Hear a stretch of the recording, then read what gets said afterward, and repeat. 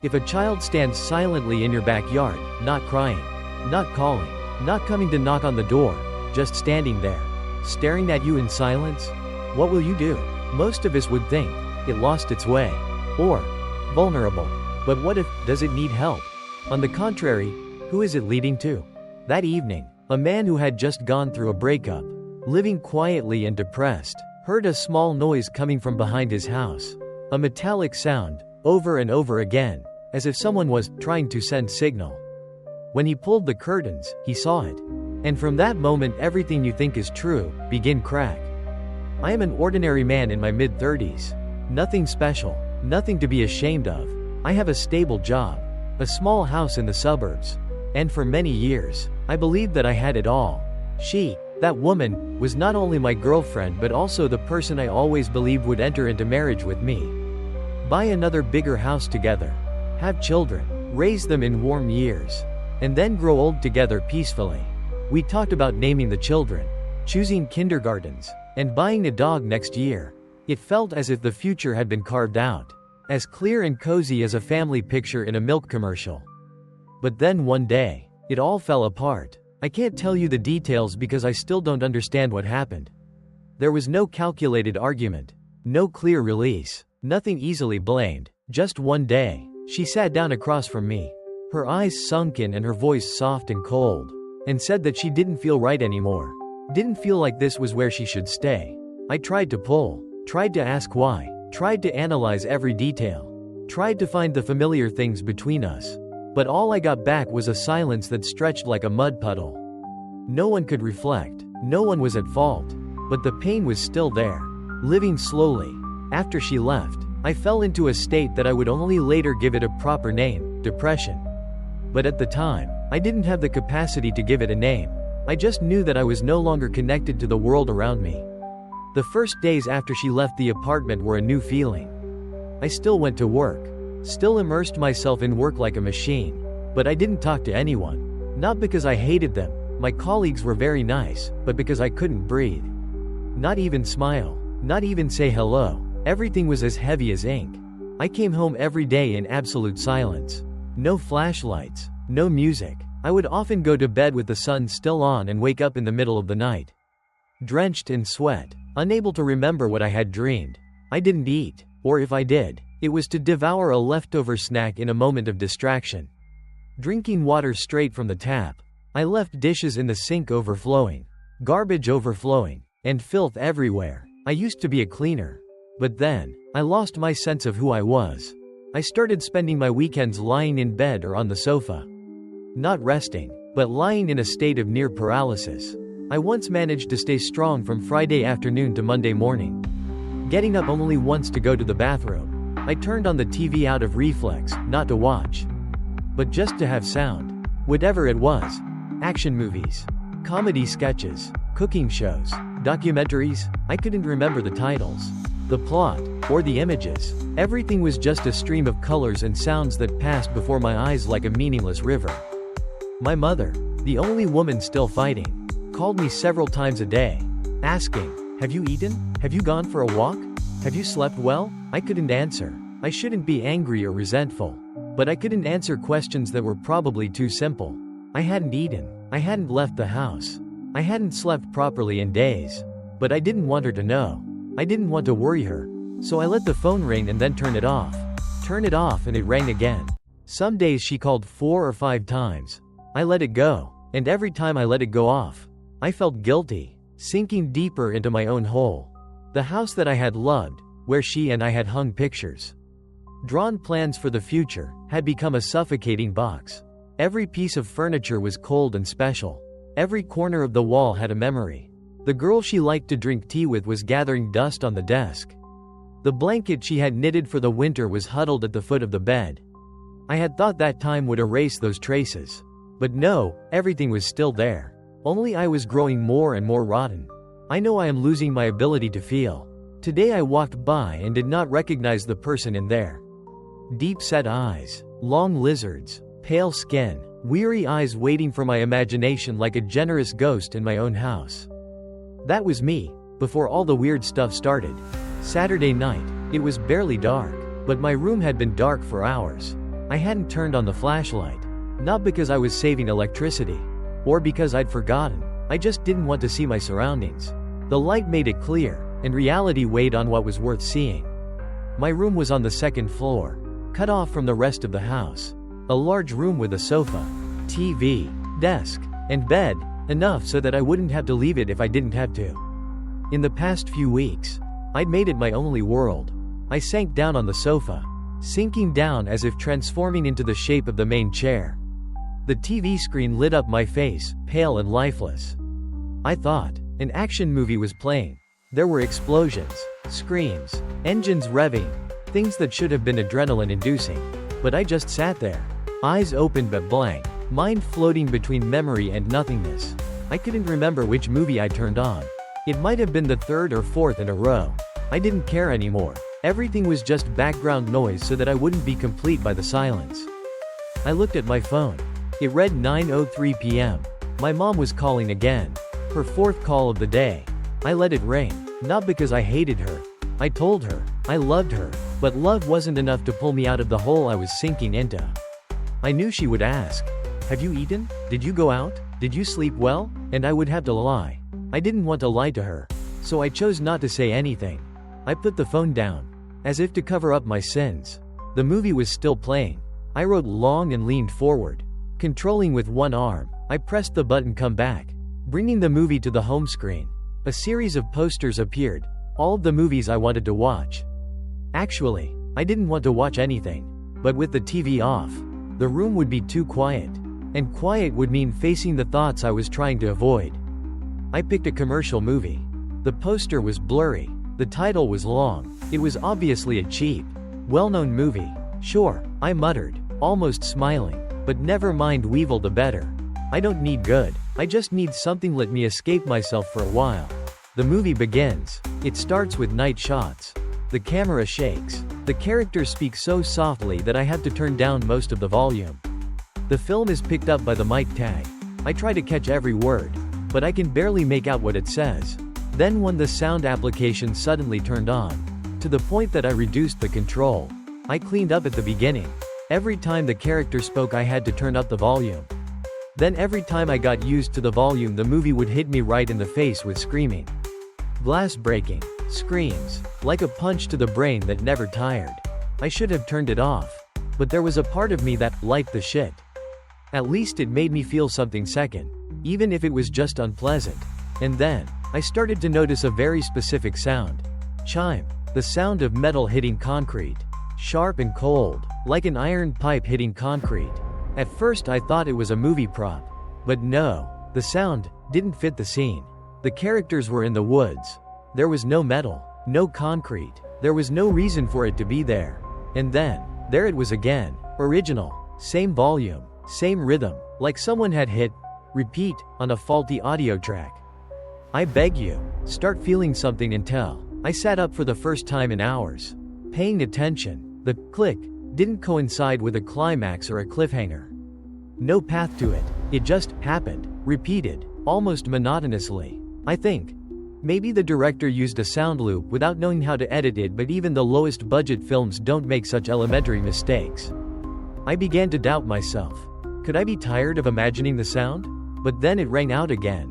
And this time, I sure it wasn't coming from the movie. It wasn't part of the soundscape. It wasn't coming from the TV speakers.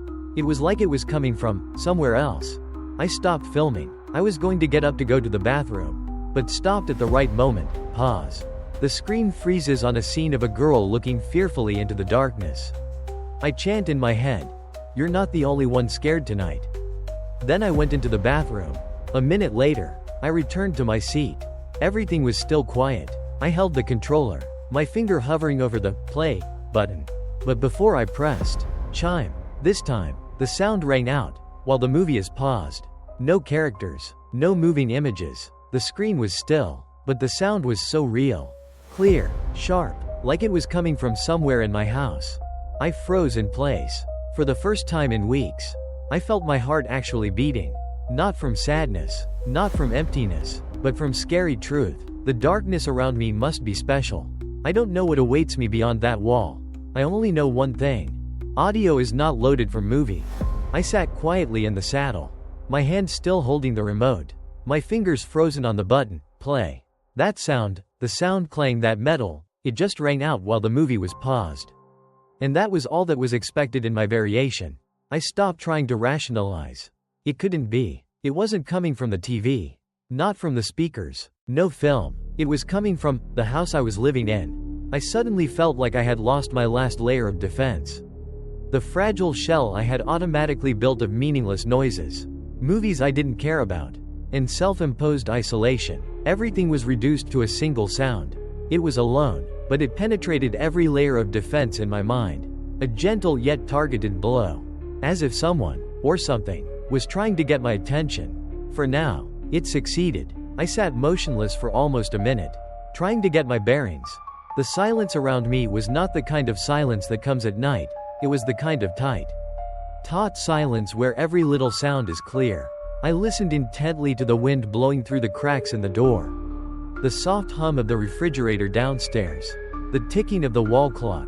But that sound, then it was impossible to repeat. I began to wonder, did I just hear wrong? Was it my imagination? And then, clang. This time, I got the person. There was no doubt about it. It wasn't from inside the room. It wasn't from behind. It was from outside, but very close. I stood up and walked to the window beside the bed. The soles of my feet felt soft against the wooden floor. I gingerly slid the door open just enough to see the backyard. The outdoor lights were off. Everything was dark, save for the faint glow of the moon reflecting off the grass and the fence. It took a few seconds for my eyes to adjust to the darkness. And then I saw it. The metal chair that I used to sit on near the back railing now lies abandoned in the middle of the yard. No need to change, but convert. Someone had dragged it out into the middle of the lawn, about 28 feet from my house. I don't remember it being there. I certainly don't. I always fold it up after I use it. And standing right at the edge was a child. I froze. I couldn't believe my eyes. It was just standing there, not moving, a small, short figure, leaning to one side. I couldn't see his face because of the soft light, but the person's demeanor was too small to be an adult. In his hand he held something long, like a plastic tube, or a piece of PVC pipe. And just as I looked outside, he reached out and hit hard into the metal chair.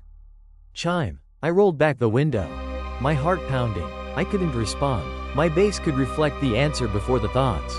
That little boy, how long had he been in my yard? Since I started watching the movie? Since before? I remembered the sound playing. The first one went off almost 20 minutes after I turned on the movie. That means it was out there in the dark, banging on the tube, all high, persistent, not calling for help, not going up to the house, not getting in the window, just standing there. The coldness was lifted from my last life. Part of me wanted to believe that he was a lost child. Maybe not disoriented, not knowing how to find his way home, but my reason wouldn't accept that. No child would stand still for an hour, in the dark, in a stranger's backyard, without saying a word. No child would choose to attract attention by banging a pipe against metal, over and over again. And what scared me the most? If it was just a little girl lost, how did it know exactly where I was and let me know with the sound? If I didn't turn on a horror movie with the waiting sound, would I ever notice? Or would I fall asleep, letting the sound echo all night? I turned to look at my phone. The screen was blank. No calls, no messages. I thought about calling 911, but then I hesitated. How could I explain it? There was a kid standing in my yard banging on pipes for an hour. It sounded like an absurd story. Part of me was still trying to normalize the situation.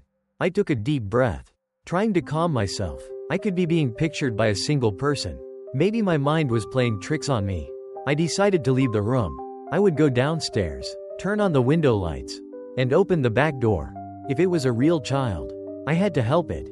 If not, I needed to know. I turned away, didn't look back at the window, didn't want to see any more. And then, the moment I put my hand on the doorknob, chime. Again, closer, louder, as if it could tell I was turning. I stopped, didn't move. My heart was glad again. At that time, I didn't know that sound was just the beginning. I stood motionless in front of the door, listening to each beat of my heart in the dub. Each beat was a strong blow to the hollowness inside me. Outside, a gentle wind blew through the cracks of the open window, gently swaying and making a faint rustling sound like a whisper. But I didn't care about the wind. I only cared about that sound. Chime. Again. Louder this time. More resonant. And indisputable. It came from outside the apartment. But very close. There was no doubt about it. The sound was not a glitch in the film. Not a leisurely recirculated sound effect. Not the figment of a weary mind. It was real. And it did not belong to the film. It belongs to darkness as surrounding my house. A chill ran down my spine, making me afraid. I turned to look at the TV, which was still frozen on the girl huddled inside some cabin in the woods. She was scared. She was being watched. She didn't know what was waiting for her behind the door. I smiled softly and bitterly. Maybe the director was talented, but somehow, they had just portrayed me. A thought flashed through my mind. If the sound isn't coming from the movie, and isn't coming from inside the house, then, where is it coming from? I glanced around my room. Everything was quiet, familiar, but it was that familiarity that made me uneasy. I had lived in this apartment for years, and I had never seen it before scary like this. Not because it changed, but because I realized for certain, I could no longer control it. No familiar space became desirable. Every shadow, every dark corner could hide something. I walked slowly to the window next to the sofa. My heart was pounding like it was about to jump out of my chest. I suddenly realized something. Outside was still the dark yard. The metal chair was lying alone in the middle of the grass. And no one was there. No one. I kept my eyes still, straining to see every corner of the yard. The fence was still. No movement, no people, no children, no pipes, no sounds. I began to doubt myself. Was I being too crazy? Maybe the children were gone? But why? Why come with a clock and then leave without an explanation? Why no main window? Can't enter? Can't call? Another question silently crept into my head. Was it ever really a child? I backed away from the window, making a splash. The air in the room suddenly became suffocating. I opened my mouth but couldn't get enough air. I needed Toto. I need answer, and like a dying man finding a handle, I suddenly remembered. Window. It could come from there. Today is spring. I usually open the window in the evening to let in the fresh air. Maybe there is a sound coming from outside the window. Drifting in, I rushed to the window on the other side of the room, the one that looks out onto the backyard. The curtains are still open, just as I left them. I have reinforced them. The night wind comes in, cold, but pleasant in a sideways way. I opened the glass door, then stopped. I don't know what made me stop at that moment. But that feeling so clear in my heart, was like a whispered warning. I shouldn't open the window. I shouldn't stick my head out. I shouldn't show yourself. A soft noise came from below, right below my window. I froze. No more metallic clang. It's a sound, footstep. Very light, like someone walking barefoot on the grass. Step, stop, another step, stop again, then silent. I had no idea. I leaned to the side, trying to look down through the window ledge. The view was blocked by the window. I couldn't see anything, but I know someone is standing down there. The feeling is so clear, I imagine I can hear the person breathing.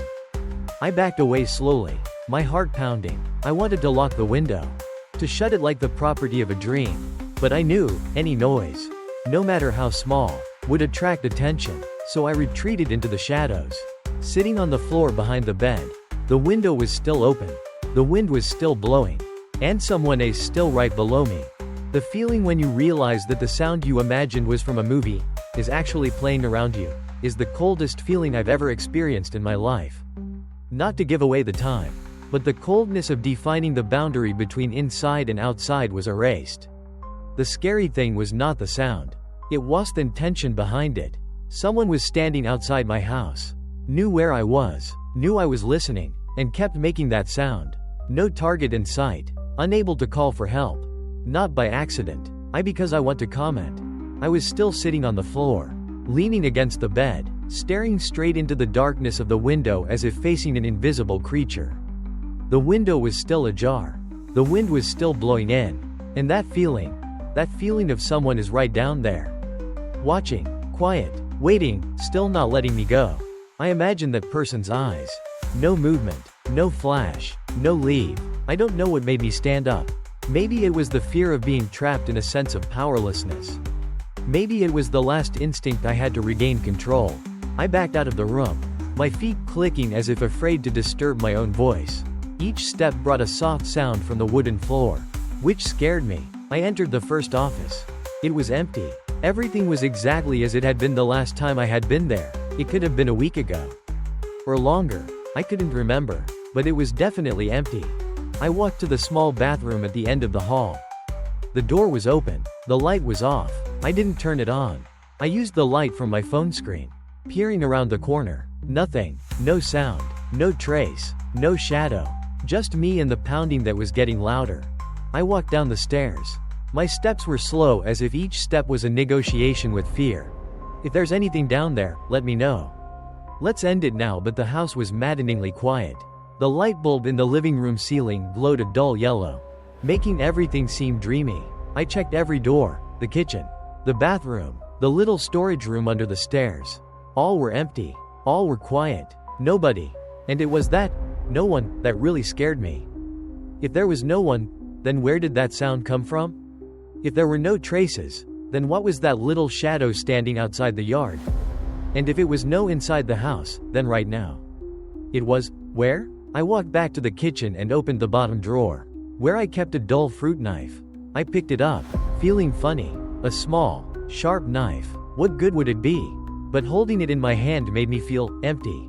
That way I could defend myself, even if only in my imagination. I turned back to the stairs, preparing to go upstairs, when, chime, again. This time it was close.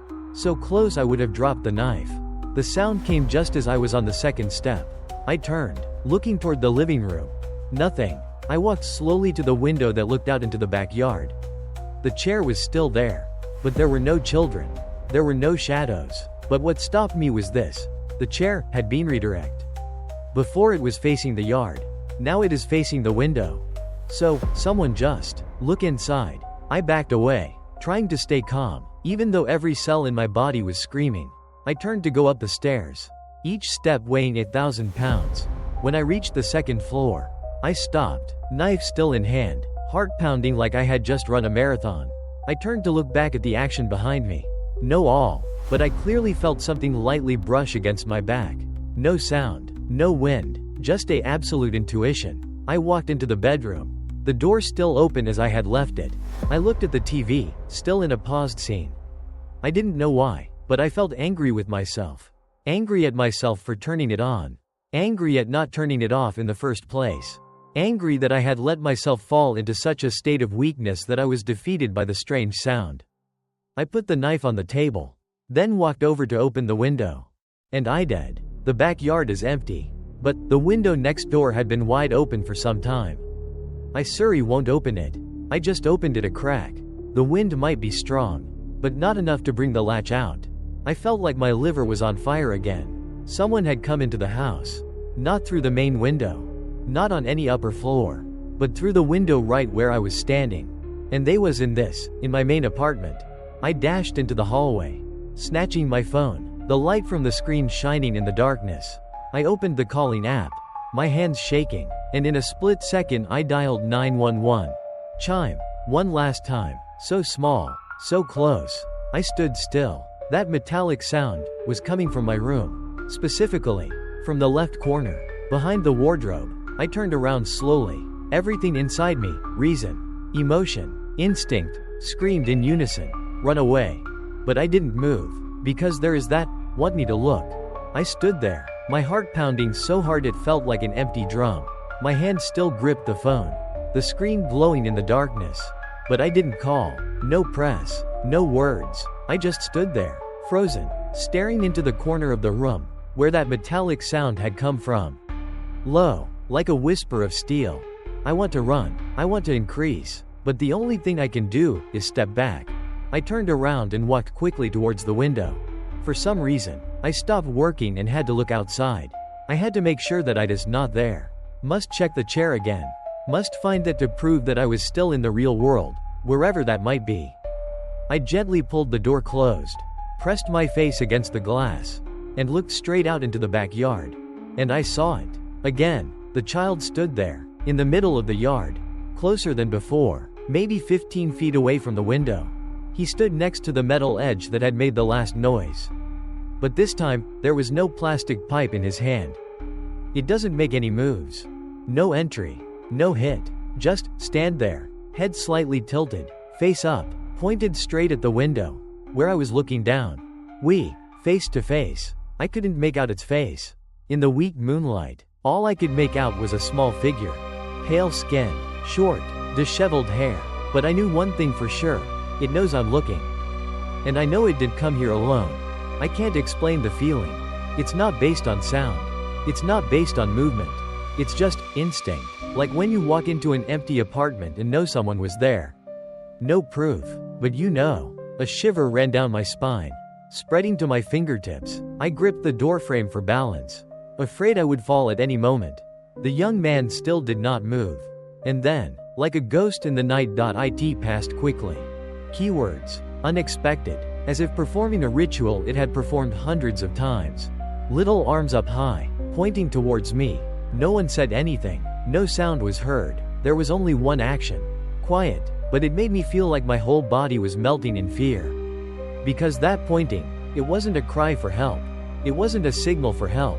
It is one confirmation that I am the one that it, or something, searching. I backed away from the window as if someone was pulling me back. My heart was pounding. I wanted to scream. I wanted to hit something. Wake up, but I was very awake, more awake than any time since the breakup. I stepped back, my foot hitting the edge of the bed and falling to the floor. My knee hit the dresser. Stinging, but I thought it was worth it. I glared at the window, where the corner had dropped down, completely blocking out the outside. And in my head, a voice rang out very clearly. If that child is real, then why doesn't it come to the front door? The question made my mind drift. A child, however optimistic, if he needs help, will enter the door, will scream. Will crying, don't stand in the dark for hours. Don't hit a needle with a plastic tube. Don't stare into my window. I stood up, still running, but this time I couldn't stay still. I had to be sure. I had to see everything. I rushed downstairs. The knife on the table was still there. I didn't have it. I turned on the flashlight. Lemon yellow light instantly filled the backyard. I walked to the back door, my gun hand on the handle. Just then I stopped. My hand stiffened. My eyes widened. A thought, sharp as a knife, pierced my brain. I didn't hear any footsteps. I walked down the hall, down the stairs, turned on the lights, but not once did I hear my own footsteps. No screams, no wind whistling. Do not have nothing, as if there was no space around me. Wait for it. I walked softly to the small window next to the back door, which overlooked the porch and part of the lawn. I relaxed, tilted my head, and quietly pulled it aside. And I froze. There is something incorrect. It's not just that the children are no longer there, but because the metal chairs were lost. Unchanged, unturned, untilted. Untilted, there is no sign of any presence. And then I heard the club. No need for outside help. But from in the wall, very close. I backed away from the window. Time pounding, each step draining the energy from my body. I didn't understand what was happening anymore. The metal chair, the second one that had been the signal for the night's horror, was now disappear completely. Maybe it never existed. Every time I tried to put the pieces together, a new piece would appear and ruin it all. I didn't know what to believe. I tried to take a deep breath. My hands were still running. But I had to do something. I couldn't stand here and let fear take over. I looked down at the handle of the back door. It had been there so many times tonight, just waiting to turn. I'd opened it before. Just a few millimeters and I could have pushed this door open. Stepped into the night screen outside. And faced. I didn't know. I really didn't know. And that's what's most terrifying. But then I thought of the child. It might still be out there somewhere. Lost. Alone. And the thought made me cringe. Forced by someone to do what I just witnessed. I can't shake that feeling. That kids don't have to come here voluntarily. Comments have a other hand. Other intentions. Is controlling tonight according to some scenario. I took a breath and closed the door handle. But at that moment a second inside me cried out, clearly.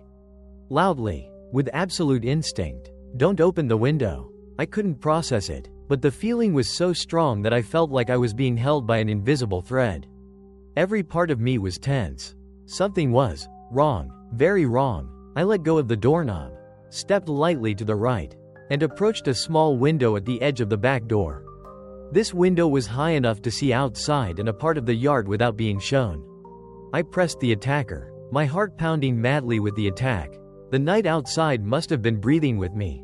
I slowly pulled one corner, just enough to create a small gap the size of 2 fingers. And I saw surname. 2 men, dressed in black from head to toe. We recrouched down right on my back porch. How to repair a door? I froze. In a daze, I couldn't process the image before me. One of them was holding something, a crowbar, maybe, or a metal pipe. The other was bent over, looking at the lock as if calculating the moment to break into the window. They didn't say anything, there was no signal, but everything was moving organized. And they are expect me to open the door. The feeling at that moment is hard to describe. I didn't scream, I didn't panic, but empty, as if my mind was being vacuumed clean, leaving behind a quiet silence. I unconsciously retreated from the window. Let it down. Everything returned to silence and perhaps pause. But I knew I could not stop. I ran up the stairs like a gust of wind, bumping into walls and slipping several times. I grabbed the phone and dialed 911. My hands running so fast I had to re-enter the number twice. The other end picked up right away, but I had no idea what they were saying. I just said, in a hoarse voice, "There are people, 2 people. They're humming at my back door. I don't know what they want, but I think they want to get in. They have weapons, and there was a kid who was here before." I kept talking, not finishing. The dispatcher told me to lock the door, stay put, and wait for the force to arrive within a few minutes. But I know I don't have a few minutes. As soon as I put the phone down, a loud noise came from downstairs. Smash! The back door was kicked in. I didn't think. I ran into the bathroom, locked the door, and threw all my strength into the door. I knew how to run indoors. Not 1, not 2 more than that. Is there a third person? I'm approved. The flow is like crazy. Deep footsteps. Someone was coming up the stairs. Very quickly. I could hear every step, every soft creak of wood that seemed to betray me. We stopped right in front of the bathroom door. And then, door handle. I tensed, tightening every muscle to hold the door. Already boom. One big kick. The door is up, but not broken. I shouted, not knowing where that strength came from. I called the police. They're coming. They know who's here. A silence. Already retreating footsteps. There was a loud knock at the door. Then silence. I sat on the floor, sweating profusely, my heart pounding like a funeral drum. I didn't open the window. There was no deviation. I just waited for the howl, waited for any sound that would prove I was still alive. 10 minutes later, the warning came, but I was never myself again. The alert came less than 20 minutes after my call. It was the longest stretch of my life, longer than the 5 years of our relationship, longer than the numb days after she left. I still remember the moment the red-green light flashed through the bathroom window, illuminating the dust on the floor, and the radio echoed through the night like a heartbeat that had been running out of breath. When I opened the door and saw 2 officers standing there, fully armed, I almost burst into tears. Not out of fear, but because of a feeling that was so unfamiliar to me. Be protected by someone. I guided them around the house. The back door had indeed been kicked in. The lock was cracked, the hinges boarded, the sill repaired, a few dirty shoe prints on the wooden floor. But other than that, there was nothing. No users, no children, no metal chairs in the yard, no plastic pipes. It was like a dream that had absorbed all traces before waking. I told them everything, from the movie, to the strange noises, to the children appearing, to the noises outside, to the men in ambush suits at the back door. I told them everything without leaving out a single detail, even though at that point, I still didn't know if I was really sober. I thought they would be skeptical, but they weren't. Surname listened very attentively, especially when I invite children. One of the officers looked at the other, as if they had just confirmed something they had suspected. The older officer said, "There have been a number of reports of organized house burglaries in this area recently. A very sophisticated group. They use children as bait." That statement made me dig. They say in some cases, children wander around residential areas at night, making small noises like knocking on doors, throwing rocks at random, or, as I saw, smash plastic pipe into metal to attract attention. If the house is open, the adult group will wait in the blind spot to quickly enter and target mode. A chill ran down my spine again. But this time it wasn't fear, it was gratitude. I was about to open the window. Almost, and I might not be here to tell this story. Later that night, the police examined the investigation files. But as I expected, there wasn't much concrete evidence. No security cameras, no license plates, no noses. But the one thing that didn't go unnoticed was the presence of small children. If there were children involved, they said, this isn't an ordinary gang of thieves. This is an organized and dangerous organization. I moved out of that house just a week later. I wasn't afraid of it shaking, but because I knew I need to start over. The new life didn't come immediately. It took weeks for me to sleep well again. Every little noise at night would wake me up to check. But gradually, things got better. I bought a small apartment in a complex with security guards and security cameras. I searched for data, not because I was weak, but because I learned that real strength is sometimes having other people help you. A year later, I've settled in. I've even started writing this story again as a way to come to terms with it, and to remind myself, I survived not because I was strong, but because I listened to my intuition, because I didn't push away that wrong feeling that we often ignore, because I didn't open the door. And I share this story with you today, not to scare you, but to say something important. Intuition is the best survival gift you have. When you feel something is wrong, don't entertain it. Don't try to explain it. Trust it, whether you live alone or with family. Check your doors every night.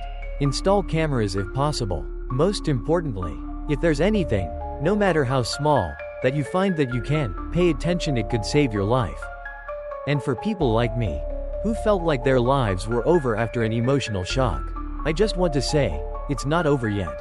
Sometimes, the darkest experiences are where the light begins to creep in. If you've made it this far, thank you for sticking around to read the whole story. If you've ever been in a similar situation, or just felt empathy for this character, leave a comment below. Write something like, right finger, I used to believe in my intuition and it saved me from something terrible. Right finger, thank you for sharing. Stay strong. Right finger, this story reminds me to lock my doors every night. Those words will not be just for me, but for others who are listening. Listening in the silence. And if you want to hear more weird, true, creepy stories that carry a life lesson like this, headphone, please like, comment and subscribe to the channel after 0 hours. I'll continue to bring you stories that will keep you hooked. And sometimes, who knows, help you survive another night.